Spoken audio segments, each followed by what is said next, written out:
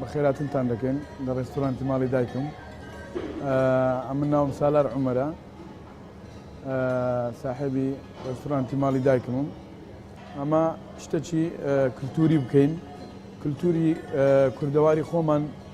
بە بەردەوامی زندی بیتن. ینی ئەویش بە واستەی چەند هەنگاوەچی هەنگاوی یەکەمین بابرێن قەزیەی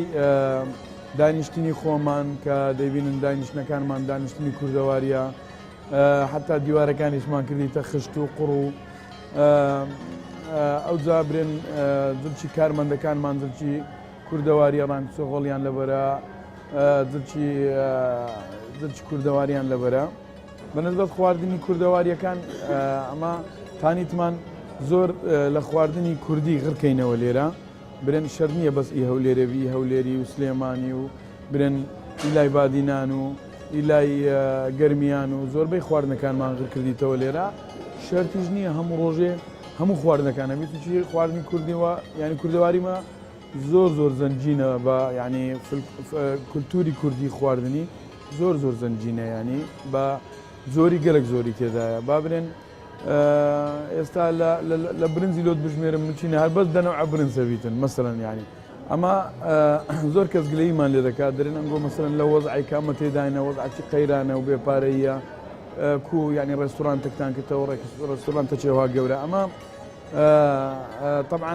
قسەی بەخۆی ڕاستە، ینی ئێستا قەیرانە وەزعی خراپە، بەس سیستەمی ڕێستۆرانتی ما ینی جیاوازی هەیە لەگەر سیستەمی هەموو ڕێستۆرانتەکانی ئەویت کە ئەوی هەیە، ینی بابرێن بەگشتی ینی ئەویش ئەوەیە ئەتوو لێرە دەتانی بە پارێکی زۆر کەم نانی بخۆی، بەس ئەوە لەسەر خۆت ڕاوەستیتن لەسەر مەڕاوە ناستیە. من ڕێنماییمان دایتە ئەو کەسانی کە دێنێرە کاکە خواردنەکان گەلک زۆرە، ئەتو ناتوانێ هەموو خواردنەکان غڕکەیەوە لە زارێک و دوو زاری دەتانی هەر زارێک بێ دوو خواردنەچی بخۆیت. من وەکو خۆم سەروپێم داوا کردووە، مەحشیم داوا کردو لەگەڵ بریانی کە زۆرێکن لە خواردنە کوردەواریەکان هەر لە کۆنشەوە هەروانە بووە، هەر بە تام چێژی کوردەواری کۆنەوە. خواردنی کوردەواری تام و چێژی خۆی هەیە. خواردنی نوێش کە ئێستا هەیە زیاتر لەسەر کێش و زۆر بۆ کەسانی کە ڕاضە دەکەن و تاسیری زۆری هەیە. من وەکو خۆم کە وەرزشوانم پێویستم بە خواردن هەیە کە لە چەند ماوەیەک بوو پێویستە بیخورێتن، خاصن خواردنە کوردەواریەکان کە تاسیری زۆری هەیە لەسەر ئینسان لەشی ئینسان پێویست بێت.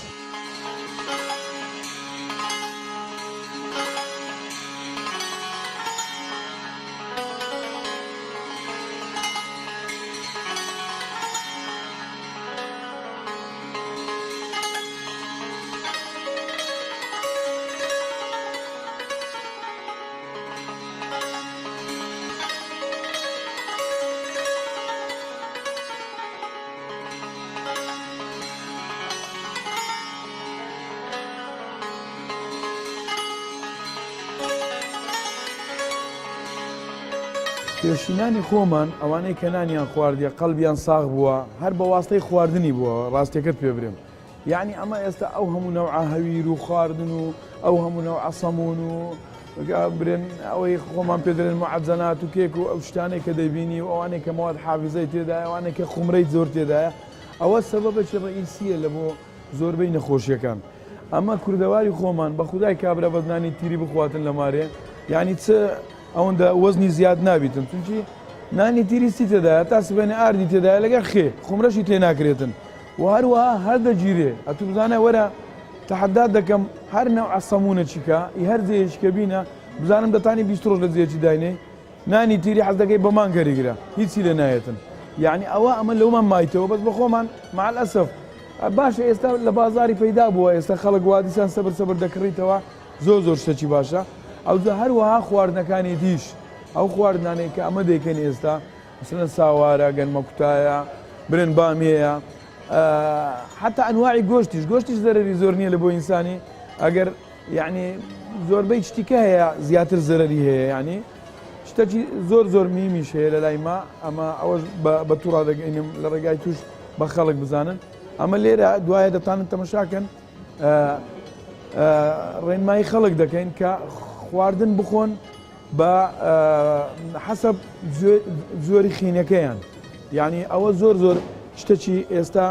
لە ئاستی هەموو دنیا ئێستا و بڵاو بوویتەوە و بە تەجروبە یعنی ئەم یەک بەخۆم بەخوای تەجروبەم کردیە یعنی ئەتوخینت چییە مەجموعە خواردنێکی زۆرمان هەیە لەسەر مەسەرەن ئەتوخینت ئۆیە ئەوە زاید هەموو نەوعە گۆشتەکانی لۆ دەبیتن بەس ناتانی مەسەرەن برنج و ناتانی مەسەرەن قەزیەی ئارد و ئەوانەی کە علاقەی بە گەنم و ئەو شتانە هەیە ناتانی بخواتن واروها میوە چ نەوعی میوە چی دەخوات چ نەوعە چەرەزاتە چی دەخوات هەمومان لێدایە لە بۆ ئەو کەسێکە لە خۆی معلوماتێکی وەربگریتن من چینە ئەو شتە ئەوڕۆ عالم پێ عەنتیکە بیتن بەس احتیمالە 10 ساڵێکە مچینە 50 ساڵێکە نازانم چەندیکە یعنی خەڵک ئەو شتەی وەردەگریتن خواردنەکانمان ئێستا خواردنە کوردیەکان دۆغەوامان هەیە قەرەخەرمان هەیە ساوارەیە برنجی کوردیمان هەیە و ینی دەشگۆڕێ بە خواردنە وەرزیەکان لۆ نمونە ماوەچی در کۆڵکەمان هەیە کاردیمان هەیە کەنگرمان هەیە ئەنی حەسەب وەختەکەی دەگۆڕێ خواردنەکانمان هەموو جۆرە خواردنە کوردەواریەکان دەست دەکەوێت لای ئێمە بەس وەکو ئاماژەم پێکرد کاتیە و بەوەرزی دەگۆڕێ خواردنەکان هەموو چوین و توێژەکان دێنە ئێرپانە ئەجنەبیشمانەیە هەمووی دێ هەمووی حەسەب اختیاراتی خۆیان ینی چۆنیان بێ ئاوا بۆیاندان دەتوانی لەسەر اختیاراتی خۆی حەدەدەکەی قیاسی چەند بێ ئەوەندەی لۆدادنێ زیاتر گەنجەکانن و هەندێکمان هەیە لە مشتریەکان یعنی نزبەکمان هەیە 120 نزبەی ئەجنەبیە ئەجنەبیش دێن لە بۆ لای ئێمە بە تایبەتی لە بۆ خواردنە کوردیەکان دێنەوە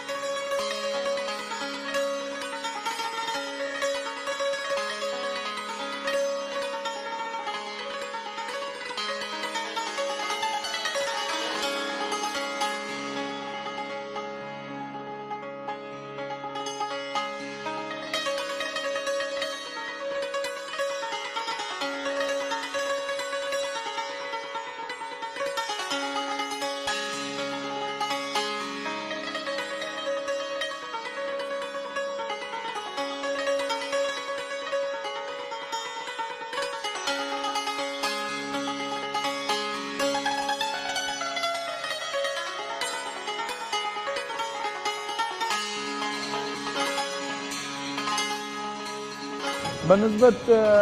تانیتمان لە دیوەخانەکان ڕاستیەکان ناوە لە دیوەخانەکان هەمووی بەخۆت دەزانی کوردەواری خۆمان ئەگەر بگەڕێەوە پێش مەسەرەن 100 ساڵ زیاتر هەموو تقریبان بە یەک شێواز بوو ئەوی شەر خشت و قوڕ و کاریتە و برێن بەڕ و لباد و هەر ئەوە هەبوو لە هەموو زەیەکی ئەو وەختی وە نەبی مەسەرەن لە زەیەکی نەوعەکبی لە زەیەکی نەوعەچکە بیتن ئەوجا وەکو شیوازی بیناسازیەکەی هەمووی هەریەکە بەس دەمێنێتەوە ئەمە چمان کرد گوتمان یعنی تایبەتمەندە چی بدەینە دیوەخانەکان با برێن هەولێرمان تانیمان ڕسمەکانی هەولێرە برێنی قەڵاتێ و ڕسمی مینارەی و ڕسمەکانی ئەوانەی کە کۆنی هەولێرەیە ئەوانەمان غڕمان کردیتەوە لە بۆ هەولێرە هەروە لە بۆ شارەکانی دی دیوەخانی کەرکووکماندانەیە دیوەخانی با برێن هەولێر و برێن وەچی گوتمان هەولێر ئەوجا سلێمانی ئەوجا هەڵەبجا ئەوجا برێن سۆرانیش دەڤەری سۆرانیش بەخۆ دەزانی منتقەی گەلک گەورەیە ئەوجا 6 جێمان تەرخان کردی هەولێر و دهۆک و سلێمانی و کەرکووک و هەڵەبجە و سۆران